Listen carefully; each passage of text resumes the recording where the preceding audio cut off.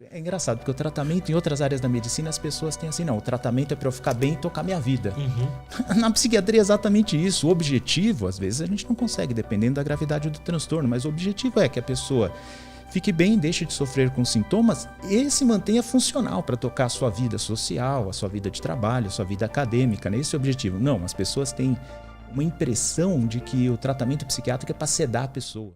O que exatamente define um transtorno psiquiátrico? Agora, por exemplo, sei lá, esquizofrenia, psicopatia, outros tipos assim, também são considerados transtornos psiquiátricos? Também. Olha, a sua pergunta é muito mais profunda e não tão simples de responder, né? Qual que é o limite entre um transtorno considerado? Vamos colocar assim. Qual o limite entre uma alteração comportamental? Tá.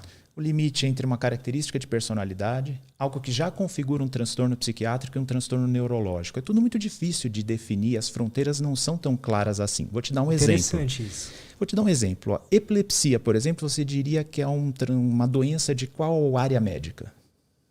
Neuro. Neuro. Enxaqueca? Neuro. Neuro, né? Até a década de 70 eram doenças tipicamente tratadas pelo médico psiquiatra, por exemplo. Entende? Então, esses limites não são tão claros, principalmente entre a psiquiatria e a neurologia. E se a gente for pegar também entre assim, comportamentos que são considerados aí, vamos dizer assim, sem preconceito assim, né? Estou pensando até um termo para falar, fora do normal, fora do comum, comportamentos que são inusuais. E quando esses comportamentos inusuais podem ser considerados um transtorno psiquiátrico. O limite também não há limites tão claros e absolutos, é sempre passível de discussão isso. Mas, Luiz, o que eu digo é assim, os transtornos psiquiátricos eles nunca são delimitados apenas por um comportamento, apenas por uma emoção, apenas por um modo de pensar que está inadequado, é sempre um conjunto de sintomas que vai definir, é o que a gente chama de síndrome. Então, apesar dos limites não serem claros, isso também não é aleatório, né?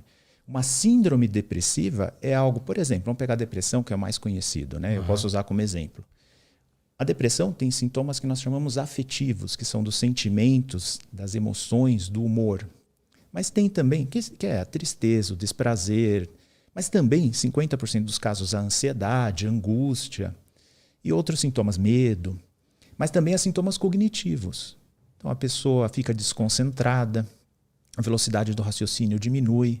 Com a desconcentração, a memória recente fica prejudicada. Então, há sintomas cognitivos também. Há sintomas que a gente chama neurovegetativos, que já seriam mais orgânicos, né?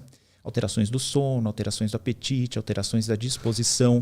Há sintomas álgicos, que é de dor. Então, a pessoa fica mais predisposta a sentir dor. Muita pessoa que já sofre de uma cefaleia pode piorar, que já sofre de uma fibromialgia pode piorar também. Então, você vê, para caracterizar um transtorno psiquiátrico, não é um comportamento, não é um sintoma isolado, não é uma tristeza que aparece reacional a alguma diversidade da vida. Existe um conjunto robusto de sinais e sintomas que a gente usa para caracterizar um transtorno psiquiátrico. A validade histórica dos transtornos psiquiátricos, né? Como assim? Isso é bem interessante. O primeiro tratado de medicina, da medicina ocidental, né, que é o Corpus Hipocrático, lá na Grécia Antiga, já trazia 5 transtornos psiquiátricos. E um deles era a depressão, que na época chamava melancolia. Que demais. Interessante. Então é algo que tem uma validade histórica muito grande. Pode ter mudado o nome, pode ter mudado a profundidade de conhecimento sobre a doença, mas assim, o quadro já é descrito há milênios. A mesma coisa para o transtorno bipolar, por exemplo, né? Aliás, no Corpus Hipocrático já tinha um quadro chamado mania. Então tinha a depressão, que era a melancolia, e tinha a mania, que é essa agitação, né? Essa aceleração dos processos psíquicos, que configura o transtorno bipolar. Não imaginavam que se tratava de 2 apresentações de uma mesma doença. Mas na Antiguidade Romana, chegando à Antiguidade Romana, Areteu da Capadócia já falou, olha, eu acho que a melancolia e a mania, quando acontecem na mesma pessoa, a depressão e a aceleração, isso pode ser uma doença só. Há transtornos psiquiátricos que têm uma validade histórica de milênios. Desde que existe medicina ocidental, eles são descritos, né? Então, isso configura um transtorno que tem uma validade histórica muito grande. Então, é inadmissível hoje em dia a gente não Não atentar para isso e não entender que os transtornos psiquiátricos não são uma invenção da modernidade. Eles existem desde que existe medicina, eles são reconhecidos, né? Não são meras alterações de comportamento.